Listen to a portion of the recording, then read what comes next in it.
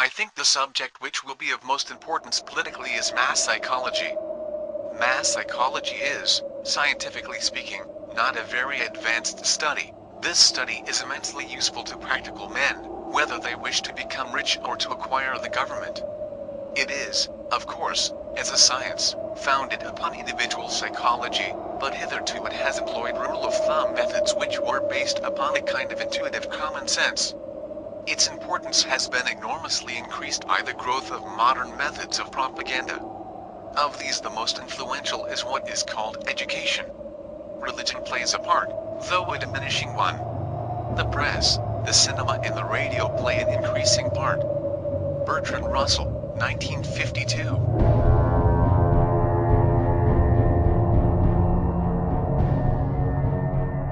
Mass psychology. From the scientific outlook, there is, however, a large amount of genuine experimental science in social affairs. Perhaps the most important set of experiments in this realm is that which we owe to advertisers. This material, valuable as it is, has not been utilized by experimental psychologists, because it belongs to a region remote from the universities, and they would feel themselves vulgarized by contact with anything so gross. But anybody who is in earnest in studying the psychology of belief cannot do better than consult the great advertising firms. No test of belief is so searching as the financial one. When a man is willing to back his belief by spending money in accordance with it, his belief must be regarded as genuine. Now this is precisely the test which the advertiser is perpetually applying. Various people's soaps are recommended in various ways. Some of these ways produce the desired result, others do not, or at any rate not to the same degree. Clearly the advertisement which causes a man's soap to be bought is more effective in creating belief than the one which does not. I do not think any experienced advertiser would suggest that the merits of the respective soaps had any share whatever in bringing about the result. Very large sums of money are paid to the men who invent good advertisements, and rightly so, for the power to cause large numbers of people to believe what you assert is a very valuable power. Consider its importance, for example, to the founders of religions. In the past they often had to adopt the most painful forms of publicity. How much pleasanter their lives would have been if they could have gone to an agent who would have purchased the respect of their disciples in return for a percentage on the ecclesiastical revenues. From the technique of advertising it seems to follow that in the great majority of mankind any proposition will win acceptance if it is reiterated in such a way as to remain in the memory. Most of the things that we believe because we have heard them affirmed. We do not remember where or why they were affirmed, and we are therefore unable to be critical even when the affirmation was made by a man whose income would be increased by its acceptance and was not backed by any evidence whatever. Advertisements tend, therefore, as the technique becomes perfected, to be less and less argumentative, and more merely striking. So long as an impression is made, the desired result is achieved. Considered scientifically, advertisements have another great merit, which is that their effects, so far as is known through the receipts of the advertisers, are mass effects, not effects upon individuals, so that the data acquired are data as to mass psychology. For the purposes of studying society rather than individuals. Advertisements are therefore invaluable. Unfortunately their purpose is practical rather than scientific. For scientific purposes I suggest the following experiment. Let two soaps, A and B, be manufactured, of which A is excellent and B abominable. Let A be advertised by stating its chemical composition and by testimonials from eminent chemists. Let B be advertised by the bare statement that it is the best, accompanied by the portraits of famous Hollywood beauties. If man is a rational animal, more of A will be sold than of B. Does anyone, in fact, believe that this would be the result?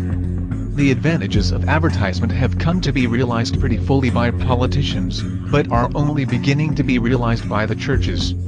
When the churches become more fully alive to its advantages as compared with the traditional religious technique which dates from before the invention of printing, we may hope for a great revival of faith.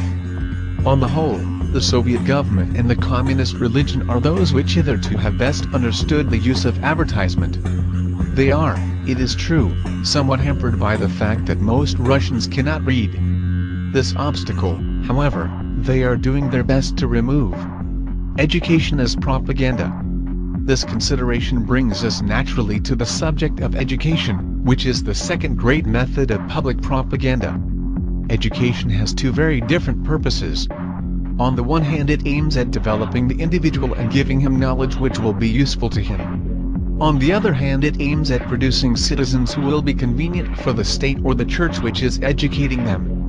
Up to a point, these two purposes coincide in practice. It is convenient to the state that citizens should be able to read, and that they should possess some technical skill in virtue of which they are able to do productive work. It is convenient that they should possess sufficient moral character to abstain from unsuccessful crime, and sufficient intelligence to be able to direct their own lives. But when we pass beyond these elementary requirements, the interests of the individual may often conflict with those of the state or the church. This is especially the case in regard to credulity. To those who control publicity, credulity is an advantage, while to the individual a power of critical judgment is likely to be beneficial. Consequently, the state does not aim at producing a scientific habit of mind, except in a small minority of experts, who are well paid, and therefore, as a rule, supporters of the status quo. Among those who are not well paid, credulity is more advantageous to the state. Consequently, children in school are taught what they are told and are punished if they express disbelief. In this way, a conditioned reflex is established, leading to a belief in anything said authoritatively by elderly persons of importance.